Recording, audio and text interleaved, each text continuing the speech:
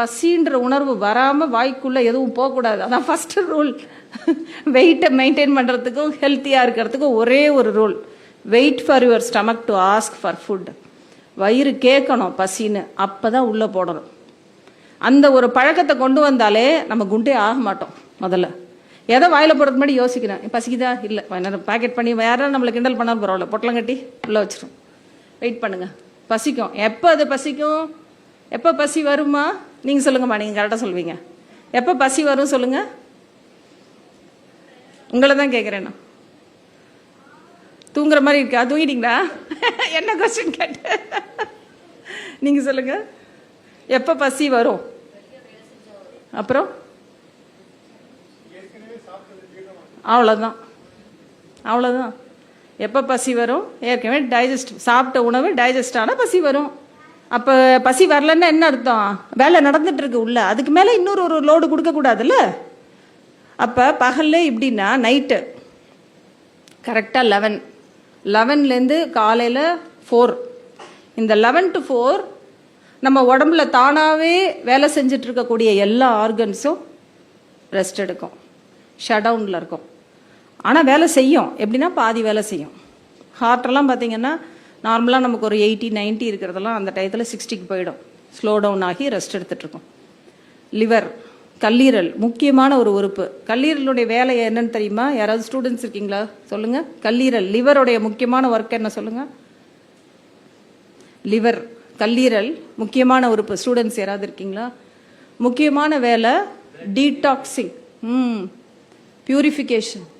அன்றைக்கி நம்ம உள்ளே போட்ட நூடுல்ஸு, பீஸா, அது இது பர்கர் எல்லாத்துலேயும் இருக்கிற கெமிக்கல்லாம் பிரித்து பிரித்து பிரித்து பாடிக்கு எதெல்லாம் பாய்சன், எதெல்லாம் நம்ம உடம்புல உள்ள செல்கள் அழிக்கக்கூடிய தன்மையோடு இருக்கோ அது எல்லாத்தையும் வெளியேற்றக்கூடிய ஒரு ஒர்க்கு லிவர், கல்லீரலுக்கு. ஸோ அது அந்த ஒர்க்கெல்லாம் பண்ணி முடிச்சா தான் அது தூங்க. எப்படி நம்ம கிச்சன்லாம் கழுவி விட்டு பெருக்கி தள்ளி தொடச்சி கோலம் போட்டு அடுப்பெல்லாம் தொடச்சி அதெல்லாம் முடிச்சு தானே படுக்கிறோம். நம்ம சமையல் முடிஞ்சிடும், அதுக்கப்புறம் எத்தனை வேலை இருக்குது? அதே மாதிரி தான் கல்லீரலும். எல்லா வேலையும் டைஜஷன் ஒர்க்கு முடிஞ்ச பிறகும் இந்த டீடாக்ஸ் ஒர்க்கு எல்லாத்தையும் பிரித்து க்ளீன் பண்ணி அப்புறமா தான் லிவர் ரெஸ்ட் எடுக்கும்.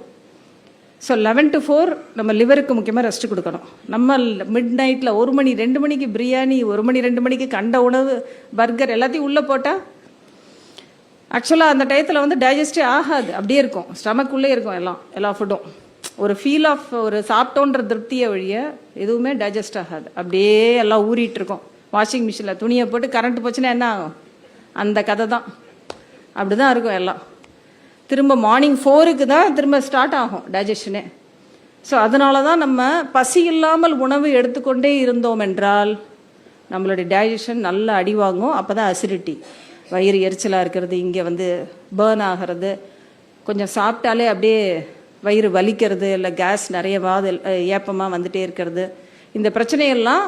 இது எல்லாத்துக்கும் ஆரம்பம் என்னன்னா இந்த நம்ம ராங்காக நம்ம டயத்தில் பசிக்காதப்போ எடுக்கக்கூடிய உணவு. ரெண்டாவது, உணவை எப்படி சாப்பிடணும்னு இருக்கு. உணவு சாப்பிட்றது அப்படின்றது அது ஒரு வேலை, இட்ஸ் அ ஒர்க். எப்போ நம்ம பாடியை நான் வந்து ரெஸ்பெக்ட் பண்ணணும்னு நான் சொன்னேன் இல்லையா, அதில் நம்ம கொடுக்கக்கூடிய ஒரு ரெஸ்பெக்ட் என்ன அப்படின்னா இந்த உணவு சாப்பிட்றது தான். அதுக்கு நம்ம போடுற ஃபியூயல் என்ன சொல்லுங்கள்? நம்ம உடம்புக்கு என்ன ஃபியூயல் கொடுக்குறோம்? சாப்பிட்றது தானே ஃபியூயல் அதுக்கு. அப்போ அதை மதிக்கணும். அந்த டைம் தான் ஃபோனு, அப்போ தான் ஃபோனில் பார்த்துட்டு மொபைலில் பார்த்துட்டு என்ன சாப்பிட்றோன்னே தெரியாது. என்ன காய் அம்மா என்ன செஞ்சுருக்கட்டும் அதை அப்படியே மொத்தமாக அள்ளி அப்படியே உள்ளே போட்டு அது என்ன டேஸ்ட்டுன்னு கூட பார்க்காம அப்படியே சாப்பிட்றது. ஆக்சுவலாக உணவு சாப்பிடும் பொழுது உணவில் கவனத்தை வச்சு மினிமம் அட்லீஸ்ட் ஒரு 10 minutes வாயில் நல்லா அந்த உணவை மசிச்சு அப்புறமா தான் வயிற்றுக்குள்ளே தள்ளணும். ஏன்னா அந்த உணவை வந்து உணவினுடைய ஜீரணம் வந்து எங்கே ஆரம்பிக்குது? டைஜஷன் வாயில் தான் ஆரம்பிக்கும். ஸோ வாயில் ஒரு என்சைம் இருக்கும் டைலின்னு, அதுதான் ஃபஸ்ட்டு ஸ்டார்ட் பண்ணும் டைஜஷனை. வாயில் உள்ள செக்ரீஷன்ஸ், அந்த சலைவா தான் ஃபஸ்ட்டு நல்ல உணவை வாயில் மசிச்சு, அந்த பற்களுடைய ஒர்க்கு அதுதான். வயிற்றுக்குள்ளே போயிடுச்சுன்னா அங்கே பல்லு கிடையாது வயிற்றுல. நம்ம உள்ளே அப்படியே ஃபுல்லாக தோசை இட்லிலாம் முழுங்கிட்டோன்னா வயிற்றுக்குள்ளே போய் அப்படியே தான் இருக்கும். ஆசிடால் அதை வந்து அந்தளவுக்கு கரைக்க முடியாது. It will take longer time digestion. 3 hours அப்படின்னா இது வந்து 6 hours ஆகும். அதே நல்லா நம்ம மசிச்சு வாயில் உள்ள சலைவாவோட மிக்ஸ் பண்ணி கூழ் அப்புறமா தான் அந்த கூழை தான் முழுங்கணும். நம்ம வந்து இந்த கிரைண்டரில் இது போடுவோம் பாருங்க, அது மாதிரி அப்படியே உள்ளே போட்டுக்கிட்டே இருப்போம். உள்ளே அது என்ன பண்ணது, என்னவோ பண்ணட்டும், எப்படியா கஷ்டப்பட்டு ஆசைட்டோம்.